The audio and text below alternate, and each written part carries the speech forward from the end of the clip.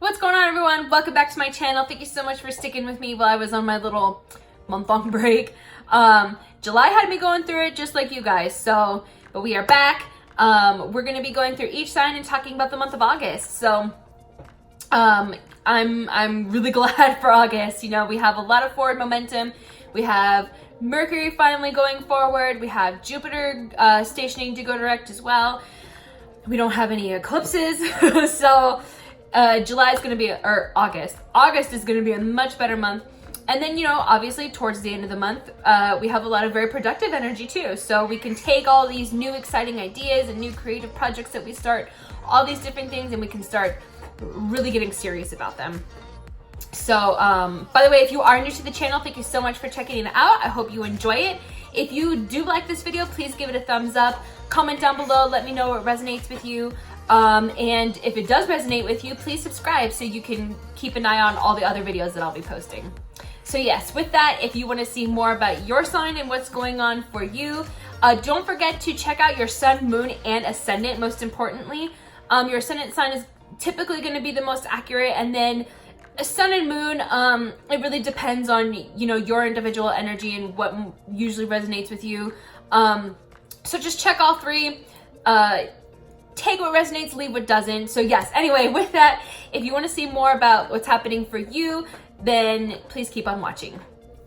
What's going on, Pisces? Welcome to August. Now this is a pretty awesome month, and it started off with a new moon in your 6th house of work, daily routines, so in your health habits. So a lot of you might have been, some of you might have gotten a new job, had a new work opportunity, something that really changed and kind of shook up your daily routines, because this did make a square. So a square is a challenging aspect that really kind of throws us off, puts us out of our comfort zone, and it causes, it literally puts us in a box, okay? And we freak out and we have to take an action to get out of the box.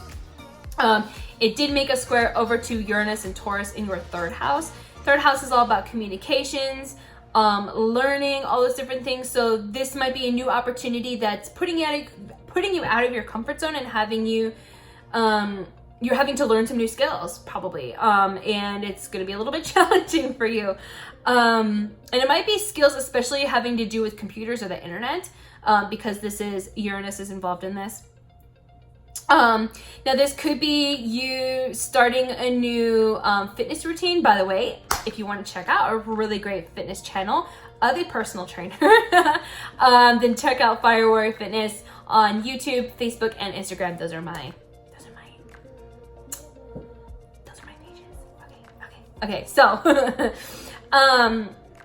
yeah. So the cool thing is this did make a trine aspect, which is an easy, harmonious aspect. Something just kind of fell in your lap or will fall in your lap. You don't really have to even work for it. To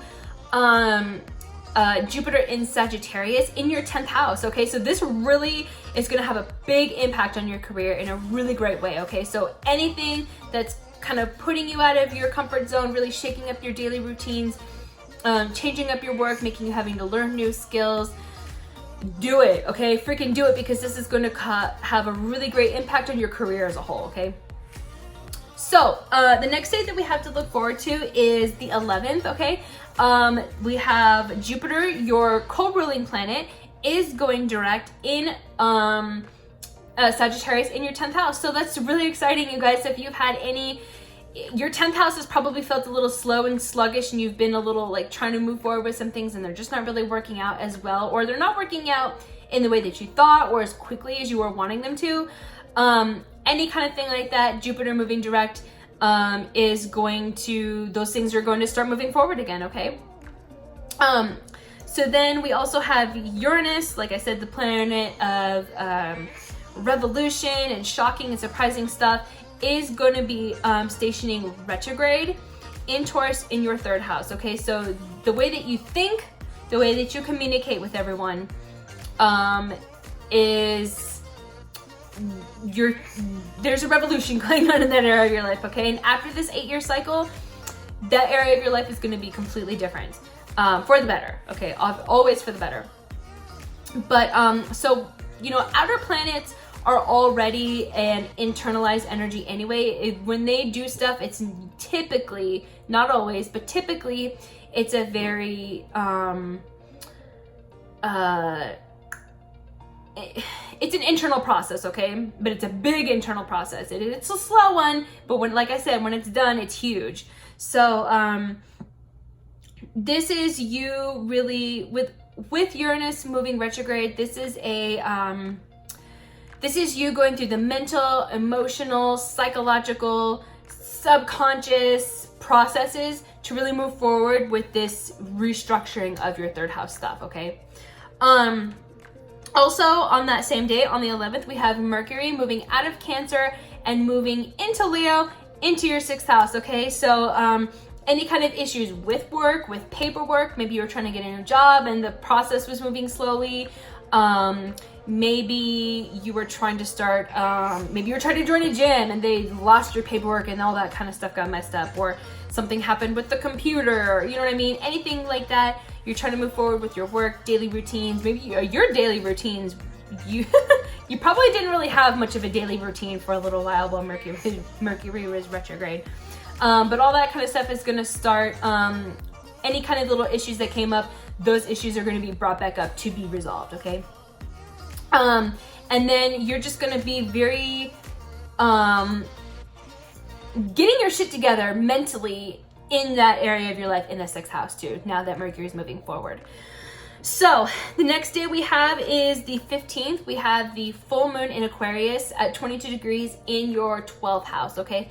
And the 12th house is where we go to escape from the world, okay? It's where we go to get away from reality. So it's rest, relaxation. It's places that are hidden away too. So it's hospitals, prisons. I'm not saying you guys are gonna go to the hospital or go to jail, okay? But anything like that, anything that's tucked away, hidden from the world. So it's also spirituality, it's the spirit realm, things that we can't see, okay? So full moons are like a culmination point. They are a like seeing the fruits of your labor, okay? And they're also things coming to an end so something brand new can start. And the cool thing is this Venus is going to be conjunct the sun at 22 degrees of Leo at the same time as the new moon, or the full moon. So she's going to be bringing some beauty, some harmony into your 6th house. So that way, you know, maybe you've been working your ass off, okay? And with Mercury retrograde in that house, you've been probably working 3 times as hard. So she's bringing some beauty, some harmony, and some pleasure into that house. So maybe you can take a freaking break, right? So you can relax. Maybe you can go to go to the spa. You can go on a little like vacation, do something like that, okay? Or maybe this is you really being able to, that's really how I see it. It's just you've been working really, really hard, and now this is your time to really retreat, relax, and recharge your batteries in that way, okay? So then after that, between the dates of the 18th and the 29th, yes, the 29th, we have everybody who's been hanging out in your 6th house, okay, in Leo is moving on into Virgo, into your 7th house, okay? So we have Mars, Venus, the Sun, and Mercury all moving from Leo into Virgo. So this is putting a big, big, big spotlight on your committed relationships, okay? Or committed partnerships, I should say. So this is your marriage partner. This is business partners. This is clients, anybody that you're really close with, okay? So with Mars here, with Mars and Venus, okay, I would say to watch out for, with Mars especially, watch out with some disputes, okay? And with Mercury here, you guys are gonna have some very heated discussions. There might be some arguments, but Venus is here too, you guys, so she's gonna be bringing some love and sensuality. And with Venus and Mars together, that's very sexy, okay? So, and you know, with the Sun here and Mercury especially, you could definitely be signing some business contracts, signing some new clients, signing a new business partner, any kind of thing like that. This is a really, really good time to really kind of put yourself out there to other people. You're going to be, Venus loves to be in the 7th house.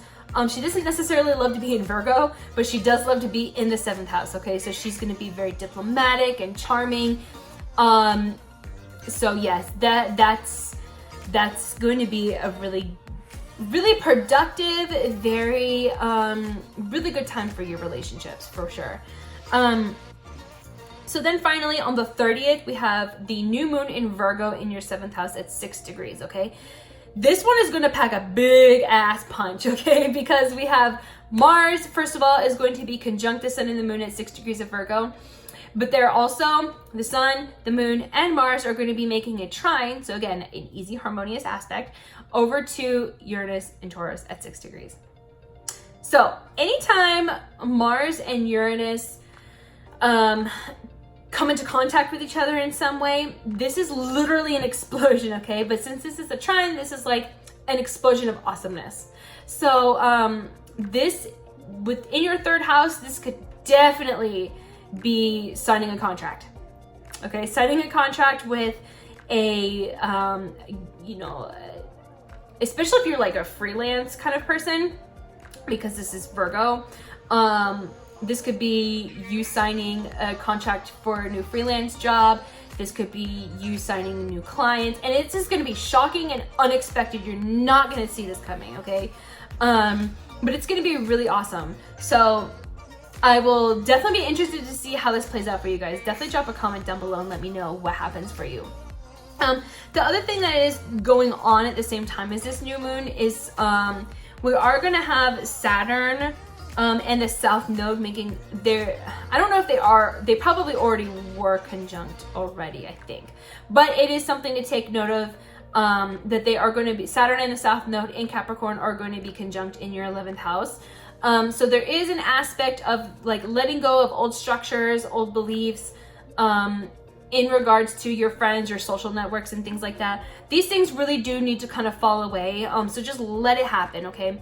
Now, just so you know, I am going to be making a completely dedicated video to this new moon in Virgo, because there is a lot going on. So I'm going to go really deep into each sign. I'm going to be pulling some cards. Hopefully I would like to have an oracle deck by then so we can get some cards and some really good advice. So yeah, if that's something that's interesting to you, then definitely keep an eye out for that. All right, Pisces, I hope it's a really awesome month for you. Definitely drop a comment down below. Let me know how the month is going. Let me know what resonated with you. If you liked the video, give it a thumbs up. Please share with any other Pisces that you know that might want to see this too. Subscribe to my channel so you can get notified of all the other videos that I post. And I will see you guys again in the next one. Thank you so much for watching.